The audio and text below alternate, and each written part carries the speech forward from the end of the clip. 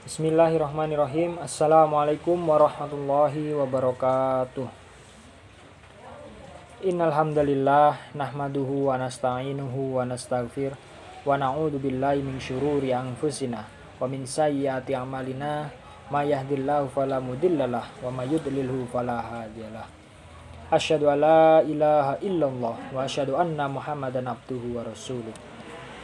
Amma ba'd. Hadirin wal hadirat rahimakumullah. Yang pertama dan yang paling utama, marilah kita panjatkan puja dan puji syukur kita atas kehadirat Allah Subhanahu wa taala. Yang mana pada kesempatan kali ini Allah Subhanahu wa taala telah banyak sekali memberikan kita nikmat. Di antaranya nikmat sehat, nikmat sempat, nikmat waktu luang. Dan yang paling terpenting adalah nikmat iman dan Islam. Tak lupa juga sholawat bertangkaikan salam semoga Allah tetapkan kepada junjungan kita, sauri tauladan kita, Nabi Agung Nabiullah Nabi Muhammad Sallallahu Alaihi Wasallam. Dan tentunya kita tunggu-tunggu syafaatnya di yaumul qiyamah kelak. Amin amin ya rabbal alamin. Hadirin rahimakumullah. Pada kesempatan kali ini saya akan menyampaikan sedikit mengenai tentang keutamaan bersyukur. Mengapa bersyukur? Sudah sepantasnya kita sebagai hamba, kita bersyukur kepada Allah selaku Sang Pencipta. Syukur merupakan ungkapan terima kasih seorang hamba kepada penciptanya. Maka tidak pantas jika kita sebagai hamba yang sudah diciptakan oleh Allah, hamba yang sudah diberikan banyak nikmat oleh Allah, tapi kita tidak bersyukur. Jangan sampai kita menjadi kufur nikmat. Maka hadirin wal hadirat rahimakumullah, pada zaman dahulu juga, pada zamannya para nabi juga sudah dicontohkan bahwasanya para nabi dulu diberikan ujian berupa ujian penyakit, ada yang diberi ujian rintangan yang sangat sulit, cobaan yang bertubi-tubi, akan tetapi para nabi masih tetap memiliki rasa syukur yang tinggi kepada Allah Subhanahu wa taala. Hal tersebutlah yang harus kita contoh. Dimana apalagi di tengah pandemi seperti sekarang ini, kita harus mensyukuri apa yang kita miliki sekarang ini. Hadirin wal hadirat rahimakumullah, ada 3 keutamaan bersyukur. Yang pertama yaitu mengingat nikmat Allah. Mengingat nikmat Allah itu sungguh Allah Subhanahu wa taala telah memberikan nikmat yang sangat banyak kepada kita. Yaitu ada nikmat sehat, kesehatan, diberikan rezeki, umur yang panjang, kesempatan masih berkumpul dengan keluarga.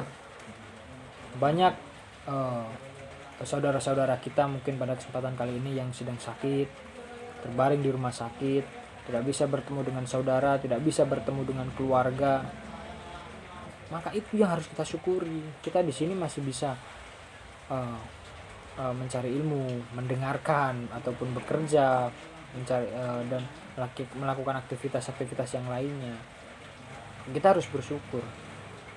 Dimana saudara-saudara kita terbaring lemas, tidak berdaya, tapi kita masih diberikan tenaga oleh Allah. Kita masih menjadi orang-orang terpilih oleh Allah. Dan Allah Subhanahu wa taala juga pastinya tidak salah dalam memberikan hal rezeki. Kita tidak perlu takut mengenai rezeki, karena kita harus yakin bahwasanya Allah Subhanahu wa taala rezekinya tidak akan habis. Allah Subhanahu wa taala juga berfirman yang berbunyi, a'udzubillahi minasyaitonirrajim, bismillahirrahmanirrahim, wa idz ta'adzana rabbukum la in syakartum la azidannakum wa la in kafartum inna adzabi lasyadid. Yang artinya, dan ingatlah juga tatkala Tuhanmu memaklumkan, sesungguhnya jika kamu bersyukur pasti kami akan menambah nikmat kepadamu, dan jika kamu mengingkari nikmatku maka sesungguhnya azabku sangat pedih. Quran surat Ibrahim ayat 7. Hadirin wal hadirat rahimakumullah, sudah jelas tertera dalam Al-Quran bahwasanya apabila kita dapat mensyukuri nikmat yang kita miliki atau nikmat yang sudah Allah berikan kepada kita, maka Allah akan tambah nikmat tersebut. Sebaliknya, apabila kita merasa kurang, maka azabku sangatlah pedih. Azabnya Allah akan sangatlah pedih. Maka dalam urusan mencari rezeki, kita tak usah risau, kita tak usah iri dengan saudara kita atau tetangga kita yang lainnya. Soal rezeki, Allah pasti sudah ada jalannya masing-masing. Saya pernah dengar mengenai rezeki ini, dimana kita mencari uang atau duit ya, duit ada kepanjangannya. Saya dengar dari seorang guru ngaji, duit yaitu ada doa, usaha, ikhlas, tawakal. Duit, doa, jelas kita harus berdoa kepada Allah, memohon agar dimudahkan dalam mencari rezeki, diberikan kesehatan agar kita bisa bekerja. Usaha, kita juga harus usaha. Tidak bisa kita ingin kaya, ingin mendapatkan uang, tapi kita tidak usaha, tidak ada ikhtiar. Kita hanya duduk saja di rumah menunggu uang itu datang secara ajaib. Itu tidak mungkin. Kita harus usaha, kita harus bekerja. Allah tidak suka dengan orang-orang yang malas. Maka kita harus, mumpung badan kita masih sehat, kita masih diberikan kesehatan, tenaga yang kuat, maka kita harus bekerja, usaha. Doa, usaha, ikhlas. Kita harus ikhlas menjalaninya.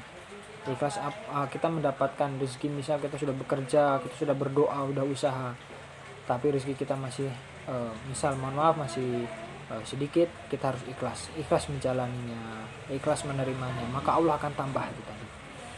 Kemudian tawakal yang terakhir, berserah diri kepada Allah. Tawakal, kita harus tawakal kepada Allah. Kita sudah berdoa, sudah usaha, sudah ikhlas menjalaninya, kemudian kita tawakal kepada Allah. Insya Allah Allah tidak akan berbohong, Allah tidak akan ingkar. Dan yakin bahwa rizki Allah atau nikmat Allah itu tidak akan habis, banyak sekali. Jadi tidak usah hirau untuk hari esok. Wah, saya harus makan apa hari esok. Allah tidak akan membiarkan hambanya merasakan kesusahan selagi kita mau berusaha. Hadirin al hadirat rahimakumullah. Yang selanjutnya yaitu mendapat keberkahan hidup. Yang kedua ini mendapat keberkahan hidup, di mana bahwasanya kalau kita pandai dalam bersyukur atau memiliki sifat syukur kepada Allah, maka kita akan merasakan keberkahan di hidup kita. Kita akan merasakan selalu berkecukupan. Kita tidak akan merasa tergesa-gesa untuk mencari uang dan segala macamnya. Kita akan merasakan kenikmatan dalam hidup, dimana kalau kita pandai bersyukur. Beda kalau kita merasakan selalu kurang, maka kita akan hidup di dunia ini kan yang dicari uang terus. Urusan dunia terus. Kita tidak pernah memikirkan bahwa nantinya kita akan kehidupan kita yang abadi yaitu di akhirat. Kita harus mencari bekal.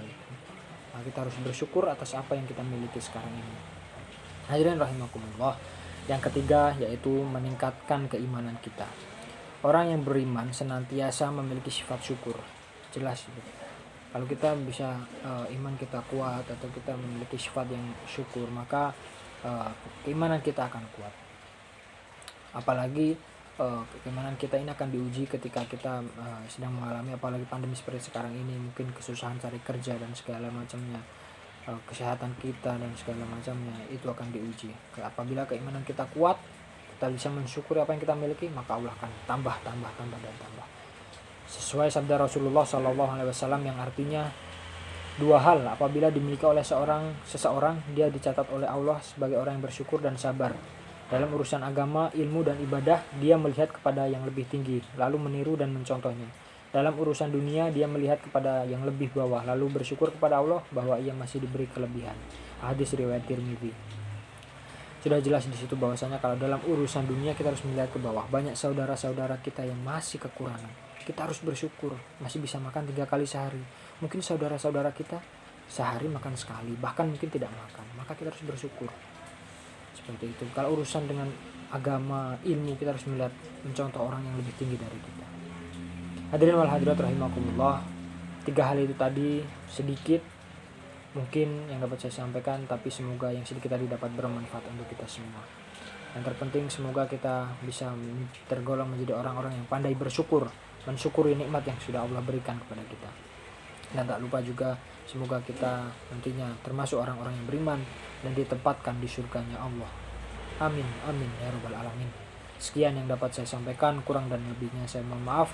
Bismillahil haq, fastabiqul khairat. Wassalamualaikum warahmatullahi wabarakatuh.